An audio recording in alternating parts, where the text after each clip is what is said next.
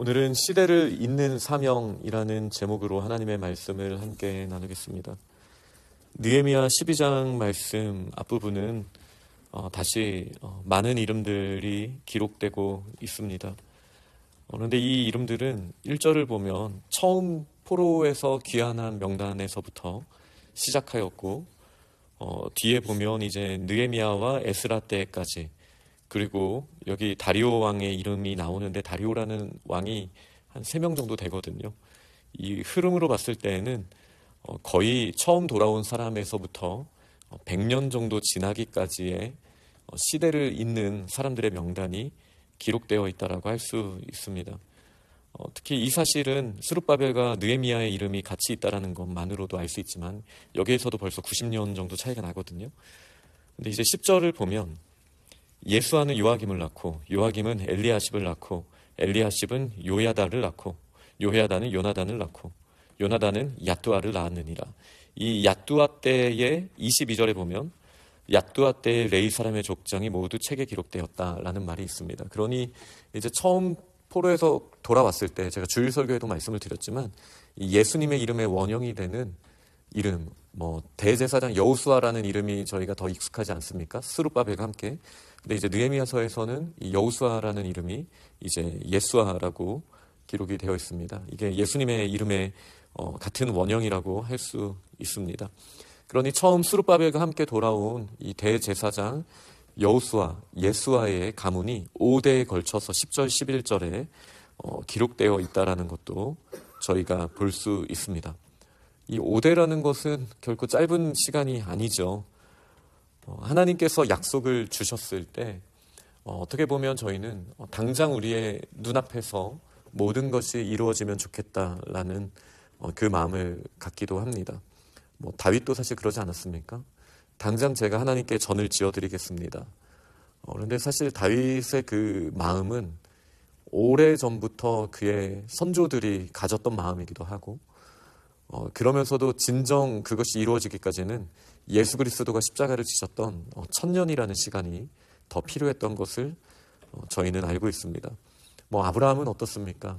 하나님께서 아브라함에게 커다란 약속들을 주셨죠. 땅과 자손과 다스림의 왕권을 분명히 약속으로 주셨지만 그의 살아생전에는 그 약속들이 선명하게 드러나지는 않았던 것을 저희가 잘 압니다. 물론 그때 그가 승리하고 긴 시간을 거쳐서 이삭이라는 아들을 주시고, 그리고 막벨락을 이 헤브론에 하나님께서 그의 땅을 주시기는 했지만, 그러나 하나님이 주신 저 별들을 세어보아라 하셨던 말씀과는 비교할 수 없는 것이죠.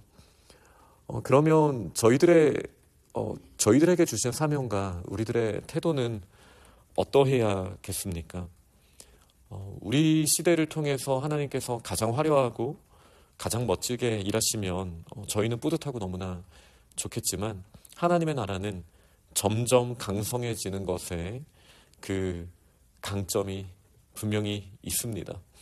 그런데 그렇게 되려면 제가 몇 번을 말씀을 드렸지만 누군가는 씨를 뿌려야 하고 누군가는 가꾸어야 합니다. 그래야 우리의 이어지는 있는 세대들이 그 열매를 거두고 다시 씨를 뿌리게 됩니다.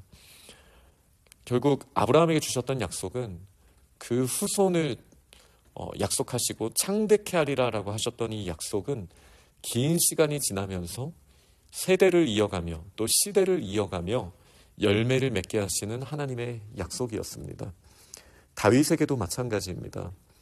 다윗이 꿈을 꾸고 다 준비했지만 솔로몬 때의 열매를 거두었고, 그리고 궁극적으로는 예수 그리스도 때의 진짜 열매를 거두게 되었다는 것을 저희가 아는 것처럼 하나님의 약속은 아브라함에서부터 다윗까지도 1000년이 걸렸지만, 그리고 다윗에서 예수 그리스도께서까지도 1000년이 걸린다라는 사실을 저희는 잘 알고 있습니다. 그럼 지금 이 시대에 저희들은 어떻게 있는 믿음을 가지고 있습니까? 교회마다 어린아이들의 소리가 줄어들고 있습니다. 제 모교회도 정말 그랬던 것 같습니다. 제가 전도사 시절이었던 20여 년 전만 하더라도 정말 아이들이 많이 모이고 그랬을 때 어른들은 너희 시끄러우니까 좀 밖에 나가 있어라, 이런 이야기들을 많이 하셨었습니다. 너희 참 예배에 방해가 되는 아이들이구나, 이런 말들을 많이 했는데 지금은 아이들이 없습니다. 교회에 없습니다. 불과 한 세대도 아니죠. 10년, 20년이면 다음 세대를 끊어버리는 건 너무나 쉬운 일입니다.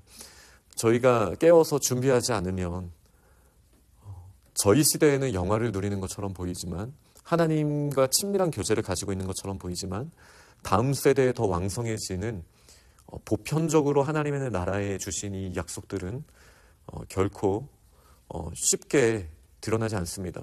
아브라함도 이삭을 얻기까지 25년의 믿음의 연단의 시간이 있었습니다. 이렇게 씨를 뿌리는 작업은 굉장히 지난하고도 고단한 시간들이 반드시 걸리게 되는 겁니다. 지금 스룹바벨에서부터 예수와의 이 5대의 시간을 한번 생각해 보십시오. 이 기간 동안 성전은 황폐화되어 있었으며 또 재건하는 기간도 쉽지 않았습니다. 재건하고 나서도 그 규칙을 지켜나가고 또 섬기는 자들을 세우는 것도 쉽지 않았습니다. 느헤미야와 에스라의 때에 이르러서 거의 90년이 지나서야, 거의 100년이 되어서야 이제 어느 정도 틀이 갖춰졌습니다. 그리고 이 사이에 여기에 이름은 기록되어 있지만 실제로는 무명이나 마찬가지인, 사실 저희가 누군지 알지 못하잖아요. 어떤 사건인지 그 인물에 대한 기록들은 거의 없으니까요.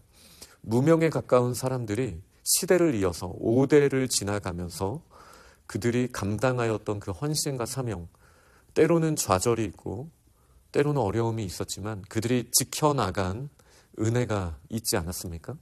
그 자리를 지키고 자녀들에게 말씀을 가르치고 아무리 어렵고 힘든 상황이 있었다 할지라도 하나님이 맡겨주신 그 사명의 자리를 지켜낸 것만으로도 결국은 시대를 이어서 하나님이 때가 되었을 때 느헤미야와 그리고 에스라를 보내셨고, 때가 되었을 때 결국은 예수 그리스도를 보내셔서 이 사명을 완성하셨다라는 것을 우리는 기억해야 합니다.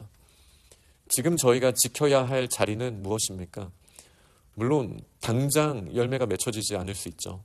그러나 우리의 육신의 가족들, 그리고 우리의 영적인 가족들을 통해서 시대를 잇는 사명이 반드시 있습니다. 그 사명이 언제나 화려해야 하는 것은 아닙니다.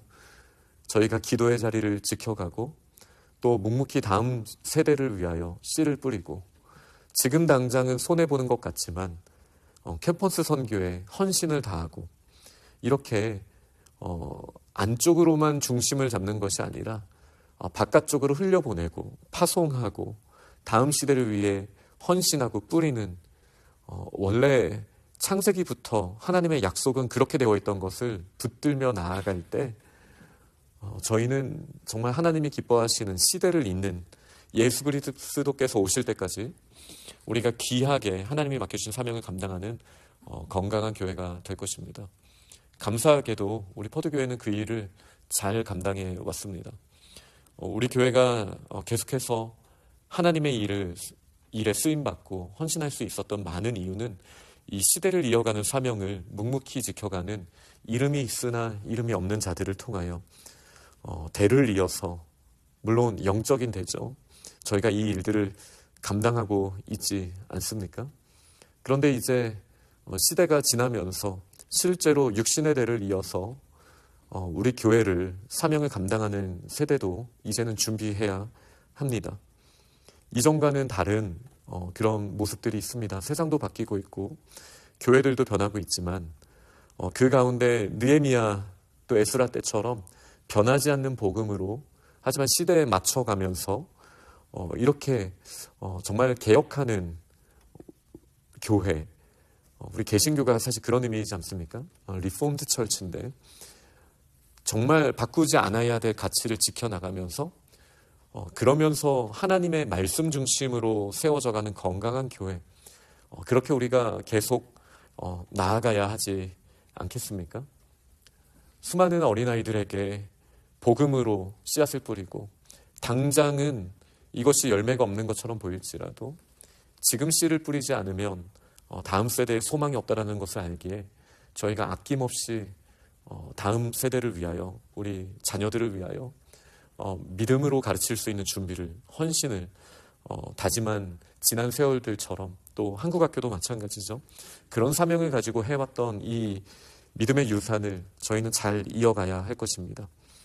그러면서도 캠퍼스 선교, 어떻게 보면 우리 교회에 남는 것이 없는 것처럼 보이는 이 사명이 사실은 많은 교회들의 일꾼을 보낸 것뿐만 아니라 그렇게 사람들을 세우며 아낌없이 흘려보냈던 지상 대명령을 우리가 잘 지켜왔었기에 하나님께서 우리 교회를 강건하고 건강한 교회로 지금까지도 붙드셨다는 사실을 저희는 반드시 기억해야 합니다. 그리고 맡겨주신 이 사명을 계속해서 잘 감당한다면 지금 느헤미야 12장 본문에 기록된 것처럼 시대를 이어가는 사명을 때로는 문지기처럼, 때로는 찬송하는 자들로, 때로는 레위인과 제사장의 사명으로 이렇게 감당하며 하나님이 기뻐하시는 이름으로 더 이상 무명이 아니라 하나님이 너무나 잘하시는 이름으로 반드시 기록되게 될 줄 믿습니다. 오늘 저에게 맡겨주신 다음 시대를 잇는 사명, 기쁨으로 감당하며 꿈꿀 수 있는, 계속 그렇게 기도하며 자리를 지켜나가는 믿음의 사람들이 다 될 수 있기를 간절히 축원합니다. 아멘.